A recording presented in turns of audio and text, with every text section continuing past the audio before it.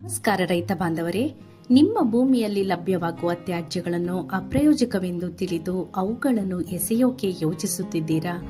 ಬೆಳೆಗಳ ತ್ಯಾಜ್ಯವು ನೀವು ಉಪಯೋಗಿಸಬಹುದಾದ ಒಂದು ನೈಸರ್ಗಿಕ ಸಂಪತ್ತು.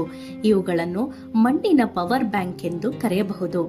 ಬೆಳೆಗಳಿಂದ ಲಭ್ಯವಾಗುವ ತ್ಯಾಜ್ಯವನ್ನು ಭೂಮಿಗೆ ನೀಡುವುದರಿಂದ ಮಣ್ಣಿನಲ್ಲಿ ಸಾವಯವ ಪದಾರ್ಥಗಳು ಹೆಚ್ಚಾಗಿ ಮಣ್ಣಿನ ಫಲವತ್ತತೆ ಸುಧಾರಿಸುತ್ತದೆ ಮತ್ತು ಬೇಸಿಗೆ ಕಾಲದಲ್ಲಿ ತ್ಯಾಜ್ಯಗಳನ್ನು ಗಿಡಗಳ ಬುಡಕ್ಕೆ ಹೊದಿಕೆ ಮಾಡುವುದರಿಂದ ನೀರು ಆವಿಯಾಗುವುದನ್ನು ತಡೆಗಟ್ಟಿ ಮಣ್ಣಿನಲ್ಲಿ ತೇವಾಂಶ ಉಳಿಸಿಕೊಳ್ಳಲು ಸಹಾಯ ಮಾಡುವುದಲ್ಲದೆ ಬರಗಾಲದಲ್ಲಿ ನೀರಿನ ಲಭ್ಯತೆ ಹೆಚ್ಚಿಸುತ್ತದೆ.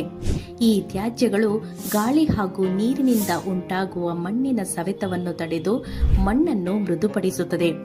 ತ್ಯಾಜ್ಯಗಳಿಂದ ಮಣ್ಣಿನಲ್ಲಿ ಎರೆಹುಳುಗಳ ಸಂಖ್ಯೆ ಹೆಚ್ಚಾಗಿ ಇವುಗಳ ಸಂಚಾರದಿಂದ ಮಣ್ಣಿನಲ್ಲಿ ರಂಧ್ರಗಳು ನಿರ್ಮಾಣವಾಗಿ ಗಾಳಿ ಹಾಗೂ ನೀರಿನ ಲಭ್ಯತೆ ಹೆಚ್ಚಾಗುತ್ತದೆ ಮತ್ತು ಬೇರುಗಳ ಬೆಳವಣಿಗೆ ಹೆಚ್ಚಿಸುತ್ತದೆ. ಬೆಳೆಗಳ ತ್ಯಾಜ್ಯವನ್ನು ವಿಘಟಿಸಿ ತ್ವರಿತವಾಗಿ ಕಳುಹಿಸಲು ಡಾಕ್ಟರ್ ಸಾಯಿಲ್ ಡಿಕಂಪೋಸರ್ ಪ್ರಮುಖ ಪಾತ್ರ ವಹಿಸುತ್ತದೆ.